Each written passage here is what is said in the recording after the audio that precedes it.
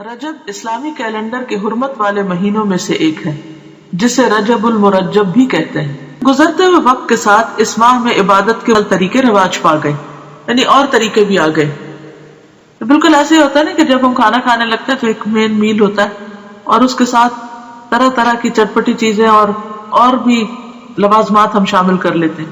تو اسی طرح جب ایک بدعت شروع ہوتی ہے تو پھر وہ ایک تک نہیں رکتی، بلکہ اس کے ساتھ ساتھ اور بھی بہت سے کام شروع ہو جاتے ہیں، کیونکہ اللہ کی طرف سے جو دین آتا ہے بندے کے لیے اس پر تو بندہ مطمئن ہو جاتا ہے، وہ تھوڑا بھی کافی ہو جاتا ہے۔ لیکن جب انسان خود سے کوئی دین ایجاد کرنے لگتا ہے اور پھر ہر شخص دین کو اپنے ہاتھ میں لے لیتا ہے تو پھر اس کی کوئی حد نہیں ہوتی، آپ کہیں پر سٹاپ نہیں لگا سکتے۔ نہ صرف یہ کہ دور جاہلیت میں بلکہ دور اسلام کے بعد بھی جب دین کی تعلیمات آہستہ آہستہ لوگوں کے اندر سے کم ہونا شروع ہوئی اور بہت سی بدعات نے رواج پا لیا، تو پھر مسلمان ہوتے ہوئے بھی لوگ اس مہینے کو بہت معزز اور محترم قرار دیتے اور اس میں عبادت کے خود ساختہ طریقے انہوں نے رائج کر دیے جو کہ اصل سنت سے ثابت نہیں۔ بعض لوگ اس ماہ میں خصوصی نماز صلاۃ الرغائب پڑھتے ہیں۔ رجب کے پہلے جمعہ کی رات کو 12 رکعات 6 سلام سے پڑھی جاتی، جس میں سورۃ اخلاص کے بعد ہر رکعت میں 3 مرتبہ سورۃ القدر پڑھی جاتی ہے۔ یہ بدعت 4 صدی میں شروع ہوئی جس کی کوئی اصلیت نہیں۔ امام ابن تیمیہ لکھتے ہیں کہ تمام علماء نے اجماع کے ساتھ اس نماز کو موضوع یعنی من گھڑت قرار دیا ہے، یعنی اس کی کوئی اصل نہیں ہے دین میں، دین تو مکمل ہو چکا ہے۔ نبی صلی اللہ علیہ وسلم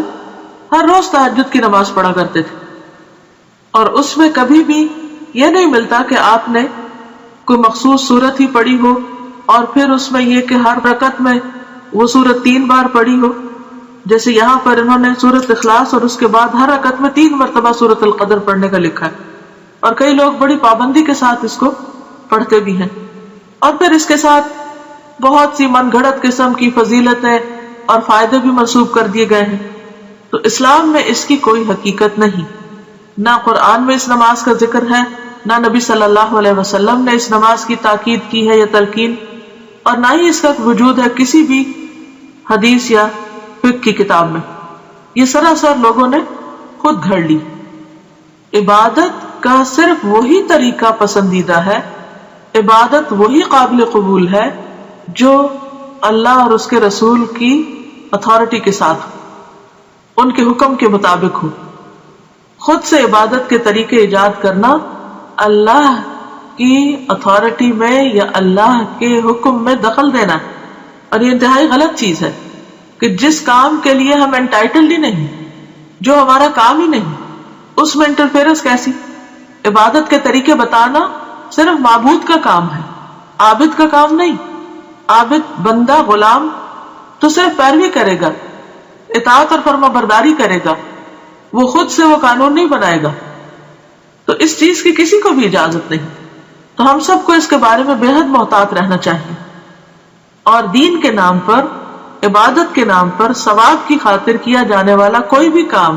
جب بھی ہم شروع کریں تو ضرور یہ سوچیں کہ کیا اس کی کوئی دلیل قرآن میں ہے، کیا یہ سنت رسول صلی اللہ علیہ وسلم سے ثابت ہے، کیا یہ اجر جو بتایا جا رہا ہے واقعی حقیقی معنوں میں اس کا کچھ وجود ہے یا صرف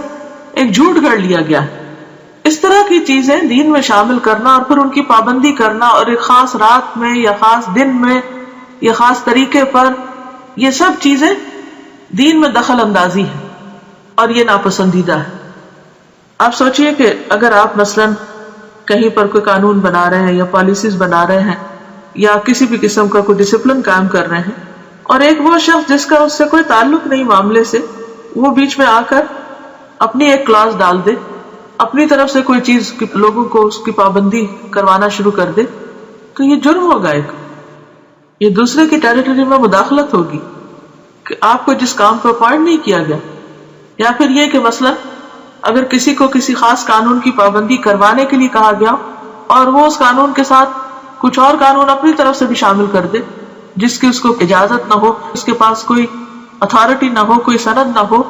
تو یہ طریقہ انتہائی معیوب ہے۔ تو دین کے معاملے میں بھی ہمیں نہایت سمجھداری سے کام لینا چاہیے اور دین کو بس اتنا ہی رکھنا چاہیے کہ جتنا وہ ہے یا جتنا ہمیں دے دیا گیا ہے۔ اگر ہم کچھ چیزیں اپنی طرف سے شامل کریں گے تو ایسا کرنا دین کو بوجھل بنانا ہوگا، مشکل بنانا ہوگا،